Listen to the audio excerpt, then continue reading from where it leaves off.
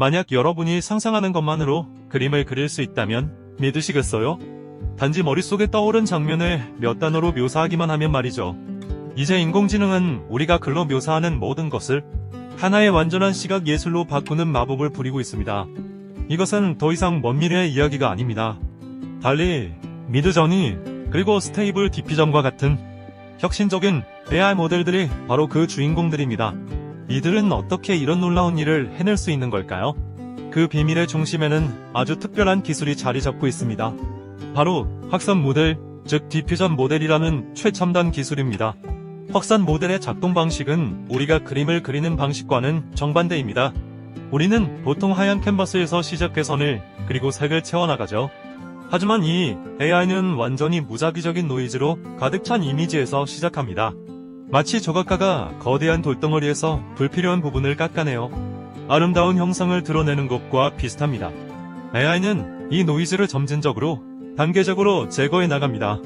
이 정교한 노이즈 제거 과정을 수없이 반복하면서 AI는 서서히 숨겨져 있던 이미지를 선명하게 만들어냅니다.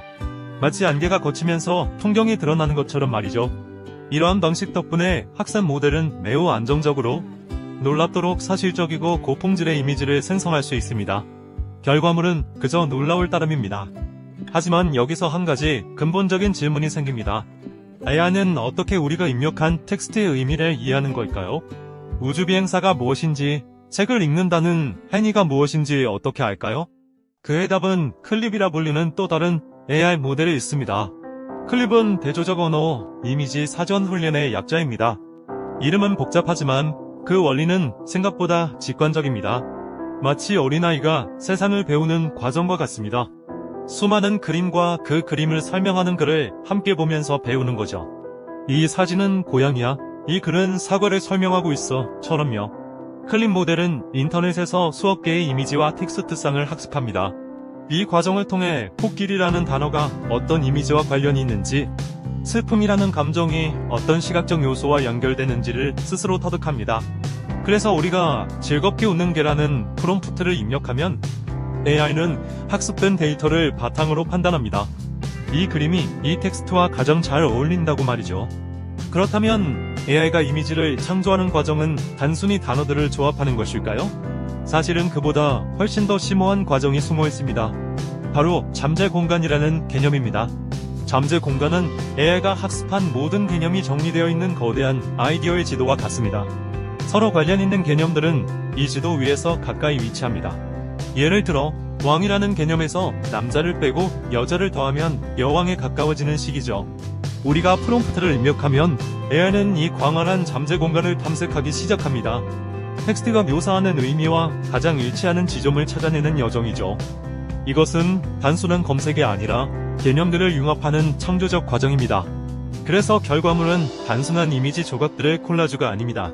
잠재 공간 속에서 새롭게 해석되고 시각화된 세상에 없던 단 하나의 이미지가 탄생하는 것입니다. 사실 이런 생성 AI의 역사는 확산 모델 이전에 시작되었습니다. 한때 이미지 생성 분야를 지배했던 기술은 GAN, 즉 생성적 적대 신경망이었습니다. GAN의 원리는 매우 흥미롭습니다. 바로 경쟁을 통한 학습이죠. 한쪽에서는 생성자가 최대한 진짜 같은 가짜 이미지를 만들고 다른 한쪽에서는 판별자가 그것이 진짜인지 가짜인지 판별해냅니다. 이 둘은 서로를 속이고 간파하기 위해 끊임없이 경쟁하며 함께 발전합니다. 위조지폐범과 경찰에 쫓기는 대결처럼 말이죠.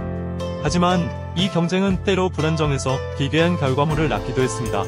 반면 확산 모델은 노이즈를 차분하게 제거해 나가는 방식 덕분에 훨씬 더 안정적이고 일관성 있는 고품질 이미지를 만들어냅니다. 이것이 최근 확산 모델이 주목받는 가장 큰 이유 중 하나입니다. 이 모든 놀라운 과정의 배경에는 또 다른 핵심 기술이 있습니다. 바로 트랜스포머 아키텍처입니다. 원래는 자연어 처리, 즉 언어를 이해하기 위해 개발된 기술이죠. 트랜스포머의 가장 큰 강점은 문맥을 파악하는 능력입니다. 단어 하나하나의 개별적인 뜻이 아니라 문장 전체의 흐름과 뉘앙스를 이해하는 데 탁월합니다. 비 오는 날, 슬픈 로봇이라는 프롬프트를 그냥 로봇, 슬픔의 조합으로 보지 않습니다. 트랜스포머는 이 단어들이 어우러져 만들어내는 특정한 분위기와 감정까지 포착해 이미지에 반영합니다. 덕분에 우리는 매우 미묘하고 복잡한 주문을 할 수 있게 되었습니다.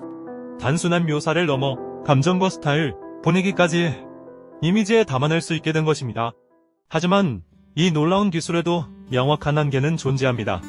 아마 아예 이미지를 사용해보신 분들이라면 한 번쯤은 겪어보셨을 겁니다.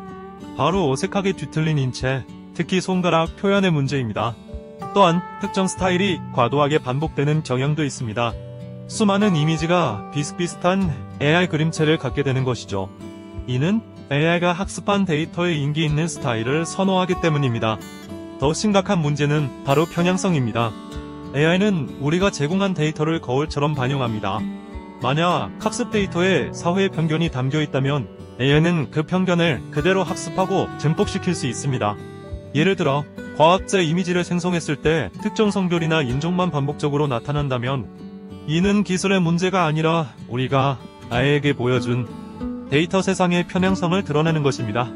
AI가 예술의 영역에 깊숙이 들어오면서 우리는 중요한 질문에 직면합니다. 과연 예술가의 역할은 어떻게 변하게 될까요? AI는 창작자를 대체하게 될까요? 여기서 프롬프트 엔지니어링이라는 새로운 형태의 창작 활동이 주목받고 있습니다. 이는 단순히 명령어를 입력하는 것을 넘어 최상의 결과물을 얻기 위해 단어와 문장을 섬세하게 조율하는 기술입니다. 마치 사진작가가 렌즈와 조명, 구도를 선택하듯 프롬프트 엔지니어는 단어를 선택해 AI라는 거대한 오케스트라를 지휘합니다. 어떤 단어를 어떤 순서로 어떻게 조합하느냐에 따라 전혀 다른 교향곡이 연주되죠. 많은 예술가들은 AI를 경쟁자가 아닌 강력한 협력자로 받아들이고 있습니다. AI가 생성한 초원위에 자신만의 독창적인 감각을 더입히거나 상상 속의 아이디어를 빠르게 시각화하는 도구로 활용하는 것입니다. 결국 텍스트 한 줄이 무한한 이미지의 세계를 여는 시대가 되었습니다.